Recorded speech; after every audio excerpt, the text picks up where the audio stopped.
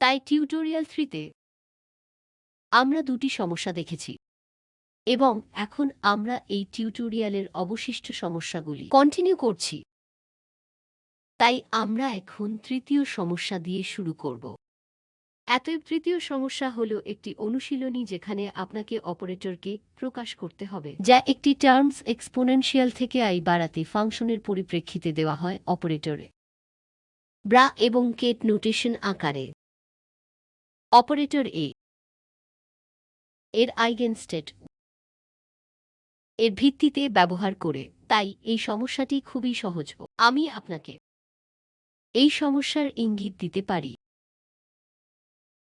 এবং আপনি এটি করতে পারেন। তাই প্রথমেই সমস্যা 3-কে ধরা যাক। এই সমস্যাটিতে আমরা যা করি তা হল আমরা ধরে নিই যে এই অপারেটরটি স্বাভাবিক, যে এ ড্যাগারে এ ড্যাগারের ও এর সমান। অপারেটর এ ড্যাগার এ ড্যাগারের সমান এবং আপনি যখন এই অপারেটরটিকে একটি ওয়েভ ফাংশনে পরিচালনা করেন তখন এটি আপনাকে সাইতে কিছু আইগেন ভ্যালু ল্যাম্বডা দেবে। তাই যদি এই অপারেটরটি এর নম্বর বার চালিত হয় তাহলে এক যা পায় তা হল সাই এর এনু ল্যাম্বডা এনু এন এর সাই। সুতরাং এখন এই অপারেটরটিকে একটি সিরিজ হিসাবে পাওয়ার সিরিজের টার্মসে লেখা যেতে পারে। তাই এ এর F K C এনু A cap হিসাবে লেখা যেতে পারে। তাই এন বার আমরা অপারেট করেছি, তাই আমরা এই অপারেটরটিকে পাওয়ার সিরিজের পরিপ্রেক্ষিতে লিখতে পারি এবং এটি আপনাকে এ এর এফ এর ফাংশন সংশ্লিষ্ট টার্মসও দেবে। তাই এখন যদি এই অপারেটরটি একটি ওয়েভ ফাংশন এর উপর পরিচালিত হয় তবে এ এর এফ একটি ওয়েভ ফাংশনে পরিচালিত হয় তবে একটি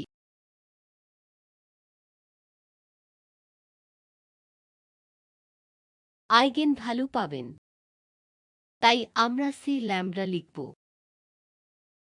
সি এন এ টার্মসহ দুঃখিত, এটাই আমরা যা পাই। তাই এই ফাংশনটি আইগেন ভ্যালু এর টার্মস, তাই এগুলো আইগেন ভ্যালুর সাথে অনুরূপ। তাই এখন এই অপারেটরটি যদি আমি কিছু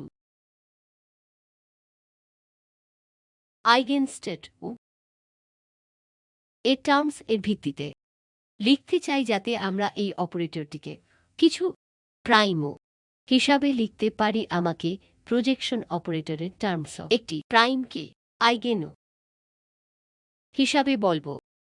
তাই আমাকে বলতে দিন একটি প্রাইমও বা একটি একও, যেমন কিছু অবস্থা এর এক হবে, যাতে আপনি যখন প্রজেকশন অপারেটর প্রয়োগ করেন তখন আমরা অপারেটর এর আইগেন ভ্যালু পাই এবং একইভাবে এন এর জন্য আমরা একটি টার্মস এতে লিখতে পারি। তাই একই জিনিস যা আমি এখন এখানে প্রদর্শন করেছি এবং তারপর এটি সহজেই প্রকাশ করা যেতে পারে। সুতরাং এ এফ আপনি এখন সরাসরি দেখতে পাচ্ছেন যে এ এর এফ কে প্রকাশ করা যেতে পারে অপারেটরের আইগেন ভ্যালু ফাংশনের ও ফাংশনের টার্মস প্রকাশ করা হয় আইগেন ভ্যালু এবং এই স্থানটির প্রজেকশন অপারেটরের ও ফাংশনের টার্মস একইভাবে একগিয়ে এটিকে পাওয়ার সিরিজ সলিউশন এর টার্মস লিখতে পারে। এটিকে পাওয়ার সিরিজ সলিউশন হিসাবে লেখা যেতে পারে যে আপনি এটিকে প্রাইম এর আই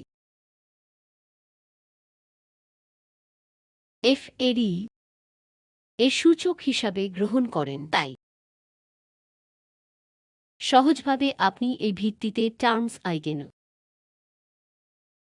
ভেক্টরের টার্মস পুনরায় লিখতে পারেন। তাই এই স্থানগুলিতে অপারেটর এবং এখন আমরা পরবর্তী সমস্যায় যাই। তাই এই সমস্যায় আপনাকে দুটি পদ্ধতির জন্য একটি হ্যামিল্টনিয়ান অপারেটর দেওয়া হয়েছে এবং আপনার কাছে ইতিমধ্যেই একটি এক্সপোজার 2 রয়েছে। এর অর্থ কি? যদি আপনার কাছে হ্যামিল্টনিয়ান এই আইগেনভেক্টর এর টার্মস লেখা হয়, তাহলে আমি মনে করি আপনারা সবাই এখন পর্যন্ত সবাই জানেন যে এর অর্থ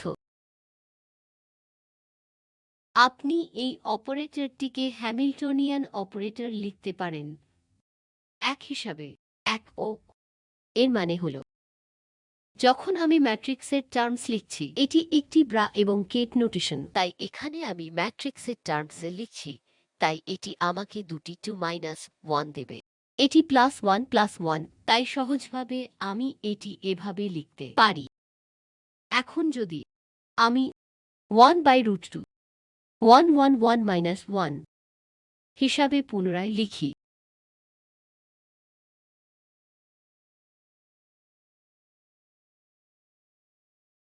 তবে এটি কিছুই নয়, তবে আমি মনে করি আপনি ইতিমধ্যেই এই হ্যাডামেড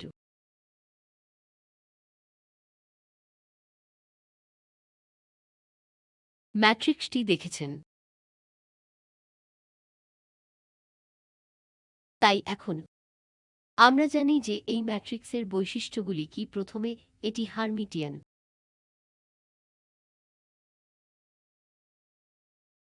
তারপর ইউনিটারি। এটি একটি ইউনিটারি ম্যাট্রিক্স।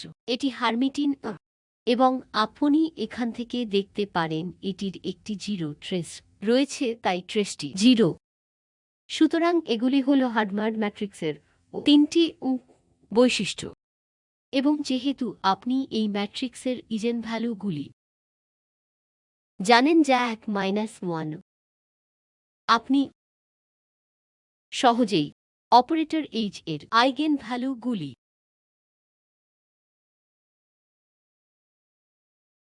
পেতে পারেন। তবে এটি সহজে একটি -1 এর জন্য যা হবে তা হার্মার্ড ম্যাট্রিক্সের জন্য হবে। সুতরাং এটি √2 এবং -a√2 হবে, তাই এই দুটি আইগেনভ্যালু। তাই এই আইগেনভ্যালুগুলি ব্যবহার করে আপনি সহজেই আইগেনভেক্টর গণনা করতে পারেন। এটি গণনা করার একটি সাধারণ উপায় হল H ও সাই 1 প্রতিস্থাপন করা হল ল্যামডা 1 সাই 1 এর সমান, যেখানে ল্যামডা 1 এই অপারেটরের ইজেন ভ্যালু। তাই আমাদের কাছে দুটি ইজেন ভ্যালু। ল্যামডা 1 হল √2। ধরুন আমি ল্যামডাকে একটি √2 হিসাবে নিই এবং ল্যামডা 2 মাইনাস একটি √2। তাই আমি শুধুমাত্র একটি উদাহরণ দেখাবো। তাই H1 1 ছাড়া আর কিছুই নয়, এবং আমাকে এই কলাম ভেক্টরটিকে কিছু xk 1 x2 হিসাবে বলতে দিন, যা আমাকে গণনা করতে হবে। এটি একটি √2 x1 x2, এবং এখন এটি খুব সহজ, আপনাকে এটিকে মূল্যায়ন করতে হবে। তাই x1 প্লাস x2 হবে √2। x1 প্লাস x2 হবে √2 x1। x1 মাইনাস x2 √2 হবে x2 আইগেন ভেক্টর। আর তাই প্রথমটি যা আমি এখন প্রদর্শন করেছি তা আপনাকে ফলাফল দেবে।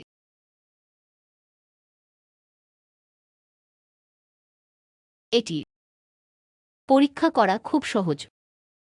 তাই এটি প্রথম আইগেনভেক্টর এবং দ্বিতীয়টি আপনি পাবেন তার মাত্র কয়েকটি ধাপ আপনাকে গণনা করতে হবে, এবং তারপরে আপনি এই √2 -1 পাবেন।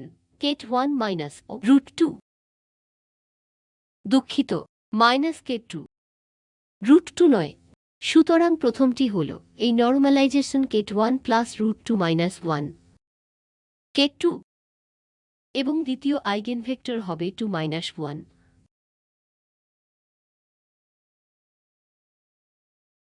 এ স্কোয়ার রুট কেট 1 মাইনাস ও কেট 2। তাই এটি আইগেন ভ্যালুর সাথে সঙ্গতিপূর্ণ আইগেন ভেক্টর, তাই এর জন্য আইগেন মানও ছিল একটি রুট 2 এবং এর জন্য এটি একটি মাইনাস রুট 2 ছিল। এটি আপনি সহজেই চেক করতে পারেন, তাই একবার আপনি আগের অংশ থেকে ফলাফল পেয়ে গেলে আপনি যখন এটিকে সরলীকরণ করবেন তখন আপনি একটি আইগেন ভেক্টর পাবেন। আপনি এটিকে কেট 1 এবং কেট 2 এ টার্মস এ পুনরায় লিখবেন, ঠিক আছে? এই সমস্যার মধ্য দিয়ে যান 5টি অবস্থা সাই 3i phi 1 minus 7i phi 2 হিসাবে বিবেচনা করুন এবং CHII এক্সপ্রেশন দ্বারা দেওয়া হয়েছে, সেটা হল minus phi 1 plus 2i phi 2, যেখানে এই কেট ফাই 1 এবং কেট ফাই 2 অর্থনর্মাল। এবং আপনাকে এখন 3টি জিনিস গণনা করতে হবে। একটি হলো আপনাকে কেট সাই প্লাস CHI এবং ব্রা CHI প্লাস সাই প্লাস CHI গণনা করতে হবে। তারপর বি অংশে আপনাকে সাই এবং CHI এর স্কেলার প্রোডাক্ট গণনা করতে হবে এবং তারা সমান কিনা তা পরীক্ষা করতে হবে। তাই বি এবং সি অংশ থেকে আমরা পরে আলোচনা করব। তাই সি অংশ বলে যে অবস্থা সাই এবং CHI সোয়ার্জ ইনইকুয়ালিটি এবং ত্রিভুজ ইনইকুয়ালিটি সন্তুষ্ট করে, তাই আপনি ইতিমধ্যে আপনার নিয়মিত লেকচারে এই ইনইকুয়ালিটি দেখেছেন। এই ত্রিভুজ ইনইকুয়ালিটি গত টাইম আমরা আলোচনা করেছি, তাই শুধু স্মরণ করুন এবং পরীক্ষা করুন। এটি একটি সংখ্যাসূচক পরীক্ষা, তাই আপনি শুধু এটি চেষ্টা করে দেখতে পারেন। তাই আমাকে প্রথম অংশ দিয়ে শুরু করতে দিন। আপনাকে সাই দেওয়া হয়েছে 3i phi 1 minus 7i phi 2 এবং CHI আপনাকে দেওয়া হয়েছে minus phi 1 plus 2i phi 2 হিসাবে। এটা খুবই সহজ, এটা একটা সহজ প্লাস ও যা আমাকে দেবে 1 প্লাস 3i ফাই 1। আমি কেট প্লাস করছি এবং এটা হলো মাইনাস 7i এবং এটা হলো প্লাস 2i, তাই সহজভাবে মাইনাস 5i ফাই 2। সুতরাং এটি খুব সহজ। যখন আপনি দুটি কেট যোগ করছেন তখন আপনি সেগুলি যোগ করতে পারেন। ঠিক আছে, আমরা বৈশিষ্ট্যটি ব্যবহার করছি। এটি রৈখিকভাবে যোগ করতে পারেন এবং আপনি এই ফলাফলটি পাবেন। এখন আপনাকে সাই প্লাস CHI এর ব্রা খুঁজে বের করতে হবে। তাই সহজভাবে আপনি কি করবেন? শুধু এর কমপ্লেক্স কনজুগেট নিতে হবে। তাই আপনার কাছে থাকবে minus 1 minus 3i phi 1 plus 5i ket phi 2। এটা পরীক্ষা করা খুবই সহজ। ঠিক আছে, এটি ছিল বি অংশের ডান দিকের এ অংশ। আপনি এই সমস্যার চেষ্টা করতে পারেন। আপনি কেবল সাই এবং CHI এর কেটের ব্রা লাগিয়ে এবং সহজভাবে এটিকে আক্রমণ করতে পারেন। এবং আপনি জানেন যে ফাই 1 ফাই 2 অর্থনর্মাল, তার মানে ফাই 1 এর উপর ফাই 1 আমাকে 1 দেবে এবং ফাই 1 ফাই 2 এর উপর আমাকে দেবে। এটি একটি ইঙ্গিত, তাই আপনাকে এটি এবং এটি সমান কিনা তা পরীক্ষা করতে হবে।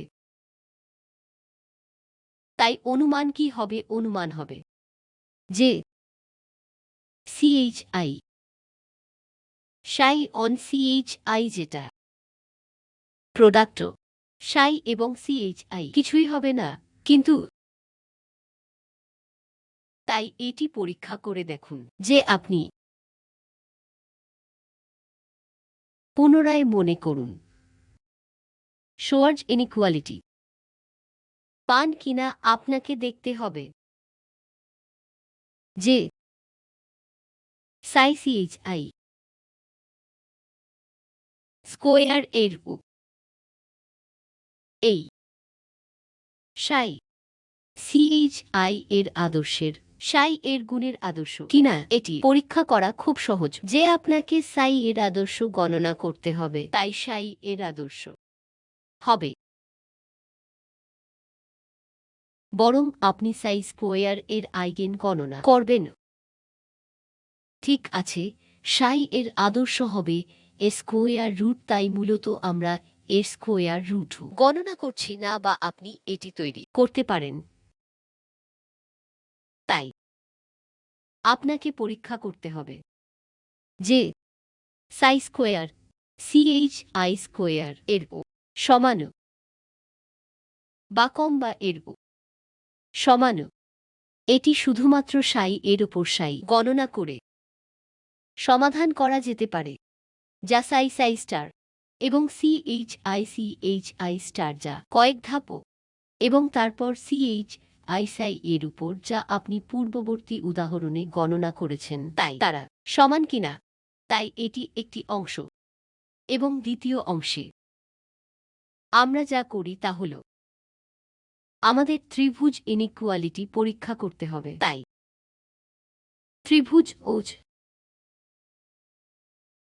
ইনইকুয়ালিটি হবে। আমরা শেষ টাইম দেখেছি যে আপনি পরীক্ষা করেছেন যে সাই প্লাস CHI এর আদর্শ সাই প্লাস CHI এর আদর্শের চেয়ে কম বা সমান হওয়া উচিত। এই ত্রিভুজ ইনইকুয়ালিটি আমরা গত টিউটোরিয়ালে শেষবার দেখেছি, এটা আমরা প্রমাণ করেছি, তাই যা কিছুই নয়, তবে এখানে এটি হবে সাই প্লাস CHI সাই প্লাস CHI সাই এর স্কোয়ার রুট প্লাস CHI এর স্কোয়ার রুট এর চেয়ে কম বা সমান। আপনি ইতিমধ্যে পূর্ববর্তী সমস্যা সাই স্কোয়ার এবং CHI তাই CHI স্কোয়ার গণনা করেছেন, আপনি সাই স্কোয়ার গণনা করেছেন, আপনি এই অংশটি গণনা করেছেন, আপনি সমস্যার প্রথম অংশে গণনা করেছেন। আপনাকে শুধু ব্রা এবং কেট নিতে হবে, এবং ব্রা এবং করতে হবে কেট মাল্টিপ্লিকেশন করুন এবং স্কোয়ার রুট নিন। তাই এটি কিছু গণনা জড়িত করবে। আমি ইচ্ছাকৃতভাবে এটি এড়িয়ে যাচ্ছি যাতে আপনি নিজেই এটি করার চেষ্টা করেন এবং এটি একটি অনুশীলন হিসাবে নিজেই গণনা করেন। তাই এই জাতীয় সমস্যাগুলি খুব কার্যকর হবে এবং পরবর্তী টিউটোরিয়ালে আমরা আরও সমস্যা দেখতে পাব। আরও ফিজিক্স ভিত্তিক সমস্যাগুলি তৃতীয় এবং চতুর্থ সমস্যা ছাড়া কয়েকটি গণিত ভিত্তিক সমস্যা ছিল, তাই এটি শুধুমাত্র আপনাকে ব্রা এবং কেট নোটেশনের একটি এক্সপোজার দেওয়ার জন্য ছিল। তাই আপনাকে ব্রা এবং কেট নোটেশনে অভ্যস্ত হতে হবে। এটি খুব দরকারি এবং আপনি দেখতে পাবেন এটি গণনা করার জন্য খুব দরকারি। সুতরাং আপনাকে অবশ্যই এটি দেখতে হবে যে এই নোটেশনগুলি, যখন আপনি এই গণনাগুলি করেন তখন এই নোটেশনগুলি খুব দরকারি এবং আপনার এই অভিব্যক্তিগুলির উপর আপনার হাত থাকা দরকার। আমি এই গণনাগুলি বলতে চাইছি, তাই আমি এই টিউটোরিয়ালে আপনাকে যে ইঙ্গিত দিয়েছি তা দিয়ে এই সমস্যাগুলি নিজে চেষ্টা করুন। আমরা পরের টাইম কন্টিনিউ করব।